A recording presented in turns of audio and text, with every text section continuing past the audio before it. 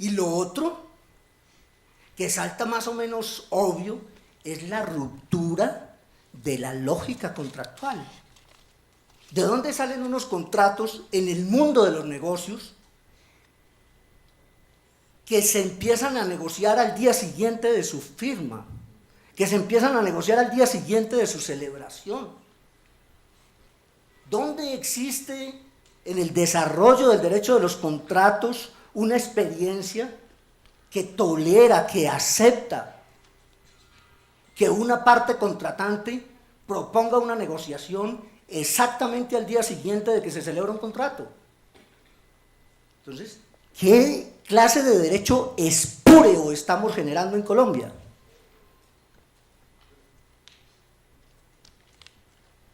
¿Dónde están las experiencias que se toman como referencia para aceptar eso como derecho?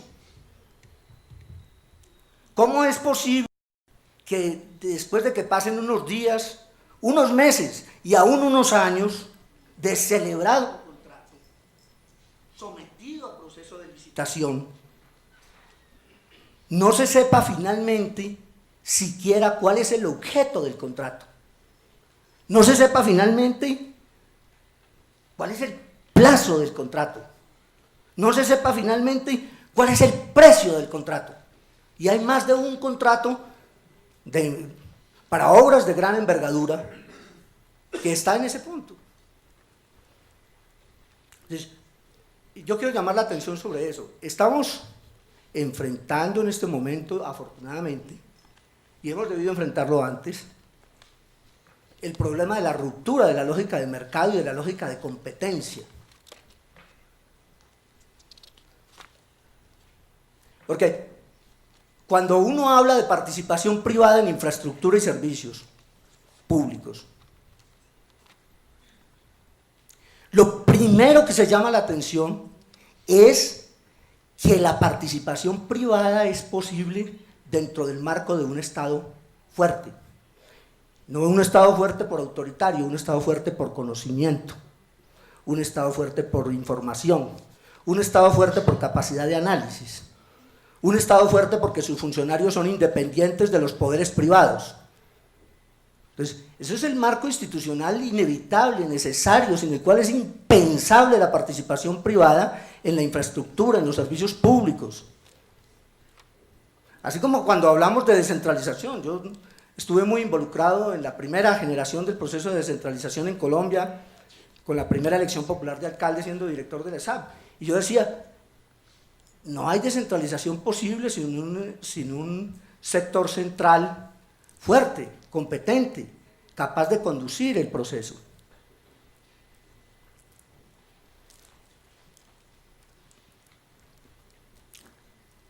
Al fondo de este problema yo quiero llamar la atención sobre lo que subyace, que es una profunda asimetría de información, una profunda asimetría de poder y una profunda asimetría de capacidad de análisis. Realmente, en el esfuerzo por enfrentar la corrupción, lo fundamental es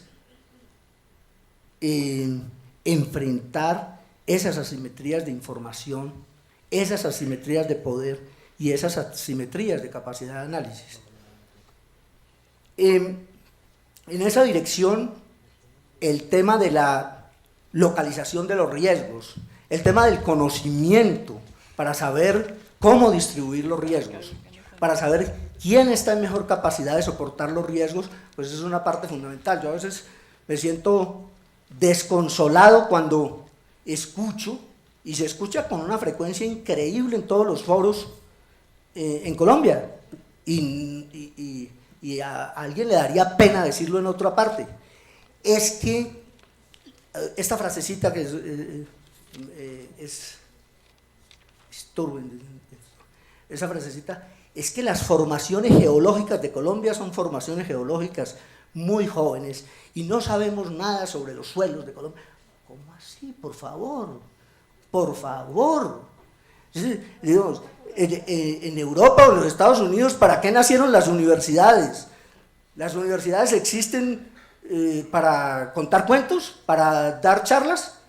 El trabajo más fácil en una universidad es enseñar, es transmitir conocimiento. Las universidades están para generar conocimiento. Las universidades, incluso cuando vemos las universidades estatales de los Estados Unidos, nacieron para generar conocimiento sobre el territorio y sobre la población del Estado, para generar conocimiento sobre los suelos, sobre el subsuelo, sobre las potencialidades agrícolas, sobre el ambiente, sobre la población. Para eso están las universidades. Entonces, tenemos que tener a las universidades haciendo lo que ellas saben y deben hacer, que es generar conocimiento. Y tenemos que tener a los consultores haciendo consultoría. Pero la sociedad necesita, más que el Estado, la sociedad necesita enfrentar esas asimetrías de información y conocimiento y distribuir los riesgos de un contrato en quienes están en mejor capacidad de soportarlo con base en los conocimientos disponibles. Entonces, quizá parte del gran problema es que se han roto también los circuitos entre la academia, entre la generación de conocimiento y el Estado. Es muy bajo tal vez el nivel de aplicación de conocimiento a la formación y evaluación y ejecución de política pública, y ni qué decir a la simple celebración de un contrato para construir una carretera o una obra o para comprar un bien o un servicio. En la sesión de la mañana,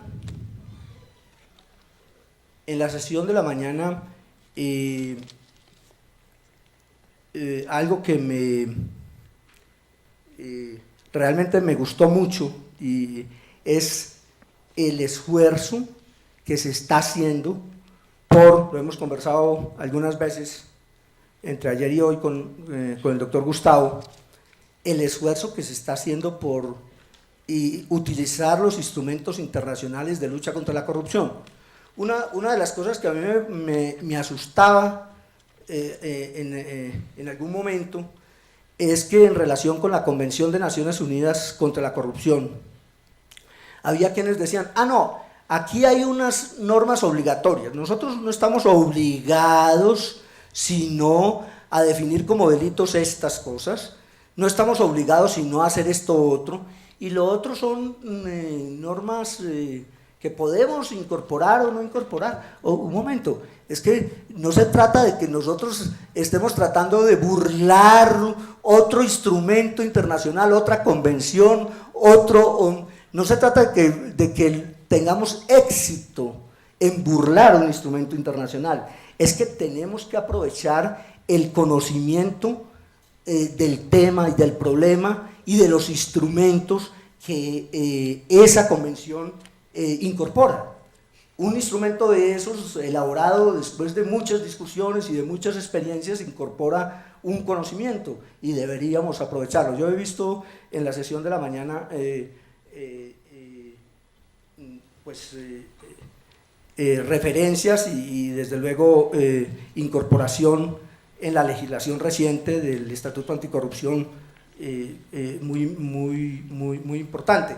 Otro aspecto es que esa batería de herramientas que Colombia, más que quizá cualquier otro país, desarrolló y aplicó para combatir el narcotráfico, realmente es una batería poderosa y es muy positivo pensar, lo escucho en las intervenciones de la UIAF, que es muy importante pensar que eso se está empezando a utilizar, que se está empezando a utilizar esa batería de herramientas fuertes, muy poderosas, que se han utilizado en la lucha contra el narcotráfico, utilizarlas ahora en la lucha contra la corrupción. Y cierro acá porque los organizadores, si algo nos han pedido es que tratemos de que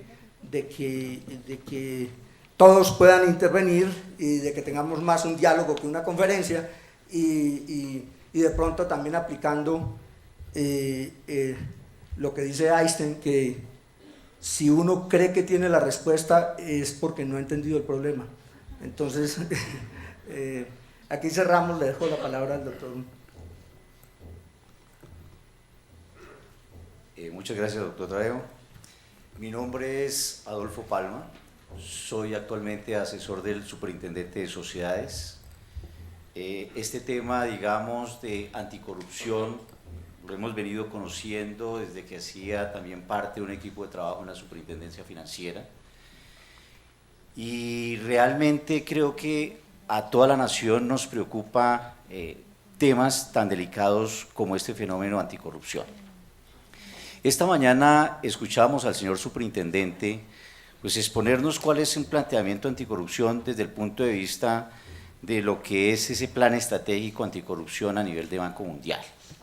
Y dentro de esos agentes componentes de corrupción, veíamos también que son muy vulnerables el sector privado.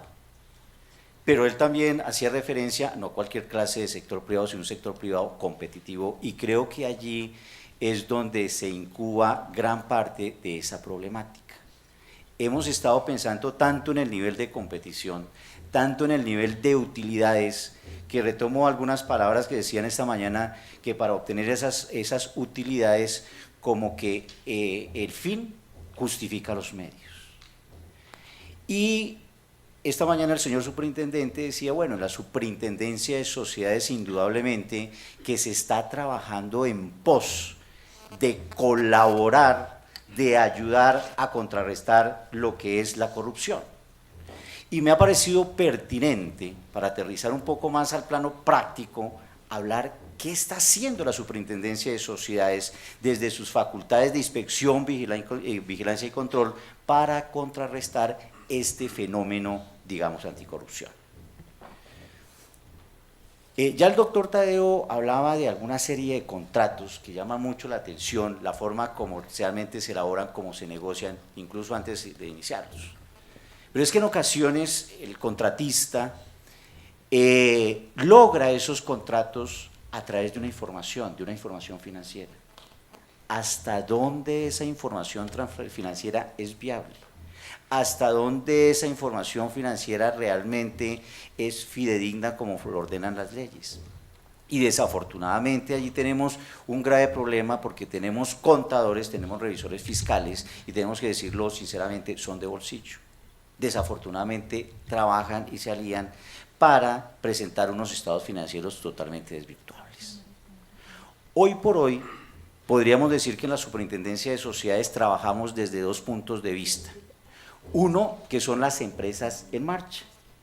Empresas que indudablemente por estar en marcha tienen que cumplir unas leyes y unos estatutos. Y desde ese punto de vista la Superintendencia de Sociedades hoy más que nunca está exigiendo que el nivel de confiabilidad y, digamos, de transparencia de esa información sea máxima. ¿Y a qué conlleva hoy en día, digamos, la violación, la transgresión a esos principios? A iniciar con unas acciones no solamente contra administradores, sino también contra revisores fiscales y también con contadores. Algunos de ustedes ya sabrán que la reciente ley 1429 o ley de formalización o ley del primer empleo, que dan unas facultades para el superintendente o para la superintendencia general de poder remover, ojo, administradores, revisores fiscales, contadores e incluso empleados, cuando se vea que han pervertido esa, digamos, la información financiera. Pero ahí no se quedan las cosas. Es que también se han dado facultades para iniciar incidentes de inhabilidad para ejercer el comercio a estas personas. Porque es que harto sacaríamos nosotros con decir simplemente se falsearon unos estados financieros, construimos copias a la fiscalía y que de pronto haya sanciones de carácter penal simplemente por una falsedad en documentos privados que sirven de prueba. Pero ¿y las personas que coadyuvaron a cometer esos delitos, qué pasa?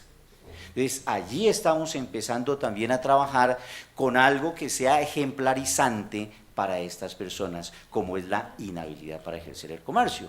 Porque igualmente sucedía, se había una investigación, se removía de pronto entre una sociedad una persona y no había ningún tipo de impedimento para que entonces saliera una vuelta a la esquina, creara una nueva sociedad y siguiera defraudando a terceros. Eso desde un punto de vista de una sociedad en marcha. Igualmente podemos analizar sociedades comerciales ya de lo que son los temas de insolvencia, problemas, que no es que estén en marcha, sino que tienen dificultades económicas y algunas entran a procesos de salvamento empresarial y otras se nos van a liquidación.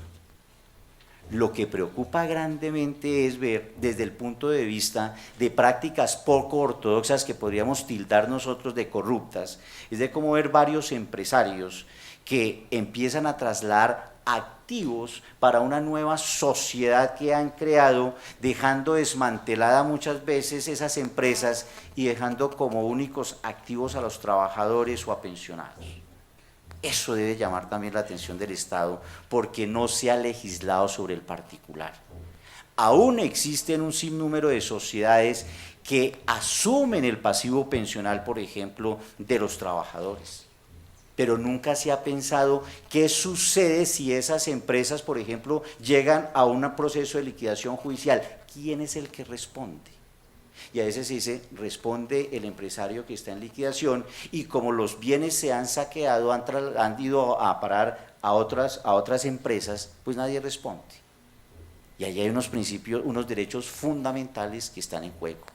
Pues contra ese tipo de prácticas, también las nuevas leyes, porque algunas las desconocemos, pues allí también en la 1116, ley 1116, ley de insolvencia en Colombia, se han establecido responsabilidades para las personas de las cuales hemos venido hablando. Pero ahí no para la cosa. Hemos visto recientemente el tema de pirámides, hemos visto con los temas de contratación, el caso del Grupo Nule, que ya como esta mañana escuchábamos, no se tratan, digamos, de situaciones aisladas, sino verdaderas empresas criminales, y que se han diversificado en todos los sectores de la economía. Pues frente a esas situaciones también la Superintendencia de Sociedades hoy está trabajando de manera prioritaria el tema de los grupos empresariales. E incluso hay un reciente decreto, si no estoy mal el 1497 de este año, que llama la atención sobre los grupos empresariales e incluso da facultades para que la propia superintendencia pueda incluso, o bien a solicitud de parte u oficiosamente, declarar una insolvencia de grupo empresarial. Y las medidas llegan hasta lo siguiente: hacer una consolidación patrimonial de esas empresas. Cuando están imbricados absolutamente todas sus operaciones, la superintendencia también puede iniciar procesos de insolvencia de grupos empresariales para no dejar solamente que una empresa sea, digamos, la que ponga el pecho frente a una insolvencia y las demás sigan realmente como si nada hubiese sucedido. No sé qué sucederá, será mi celular, muy seguramente. Vamos a parar. Mucho mejor. Bueno, bajo ese entorno, entonces, la superintendencia, esta mañana escuchamos al señor superintendente hablar de la posibilidad, o no la posibilidad, sino que se están con esa lucha anticorrupción, además de todas estas medidas que se están poniendo en práctica, como ustedes lo han visto a través de los medios de información, también está enfrentando otros fenómenos muy importantes que conllevan indudablemente a generar corrupción, como es la utilización de las empresas del sector real para el tema de lavado de activos. Si bien el sector financiero ha desarrollado hoy políticas, instrumentos, herramientas, sistemas de prevención contra el lavado de activos, todos sabemos que estos delincuentes pues han venido migrando a empresas del sector real y que existe un sinnúmero de empresas de papel a través de los cuales se lavan. E indudablemente que el lavado de activos genera corrupción por los grandes montos de dinero que se generan, cómo lo infiltran dentro de la economía, y no es un problema solamente del país Colombia, sino eso es un problema mundial. Sobre eso la Superintendencia de Sociedades desde el año 2009, para aquellas personas que no lo conozcan, sacó una circular, expidió una circular que es la circular 4 del año 2009, que ya ha llamado la atención de muchos empresarios y que recoge precisamente esa, digamos, solicitud de organismos internacionales, en este caso sobre todo de Gafi, Gafisud, de Naciones Unidas, en el sistema de que empresas, entidades, instituciones distintas a las financieras, también bajo el criterio de que tenemos que luchar no solamente contra el lavado de activos, sino también contra la corrupción, tenemos que ser conscientes de que hay que atacar estos flagelos. Y actualmente la Superintendencia de Sociedades está también trabajando en un proyecto de circular que está bastante avanzado, donde se obliga a las empresas del sector real para que apliquen políticas antilavado que indudablemente también conllevan a prevenir la corrupción. Desde ese punto de vista estamos hablando de que las empresas tienen que implantar unas políticas, y en eso queremos avanzar un poco más del sector financiero, políticas que debe imponer no una junta directiva, no unos administradores, sino directamente los dueños, socios o accionistas tienen que estar comprometidos en la lucha contra estos flagelos. Y finalmente tenemos también que desde el punto de vista empresarial debe generarse un marco ético de manejo de negocios, como son los códigos de buen gobierno, las relaciones internas que deben, digamos, los parámetros de las relaciones internas que deben regir a los socios, socios con administradores, administradores con empleados y, fundamentalmente, la relación de la empresa con terceras personas. Pero no que se quede en mera retórica, sino que realmente estos códigos de buen gobierno llamen realmente a una concientización del sector empresarial colombiano para que todos luchemos. Ayer tenía la oportunidad de expresar frente a algunos de los miembros de esta mesa que creo que el país está respirando un nuevo ambiente, que es tener realmente confianza en sus instituciones. Si esta mañana hablábamos y escuchamos a la alcaldesa decir que es que la gente está temerosa de denunciar, y uno se pregunta, pero ¿por qué si las personas conocen de hechos corruptos les da temor denunciar? Porque es que muchas veces, y hasta eran tal los brazos que tenía la corrupción, que finalmente el que terminaba pagando los platos rotos era la persona que denunciaba. Había una infiltración, existía una infiltración con tantos poderes que finalmente se volteaba el nivel de prueba, y el que tenía investigado era el denunciante, y el que era realmente el causante de los problemas terminaba absuelto. Pero hoy creo que el trabajo que están haciendo nuestras instituciones, Fiscalía, Contraloría, las mismas superintendencias, yo creo que están dando un nuevo aire a este país, y creo que podemos augurar de que si todos nos proponemos, de que si todos somos unos granos de arena y contribuimos a la lucha contra la corrupción, este país puede ser ejemplo para el mundo. Gracias.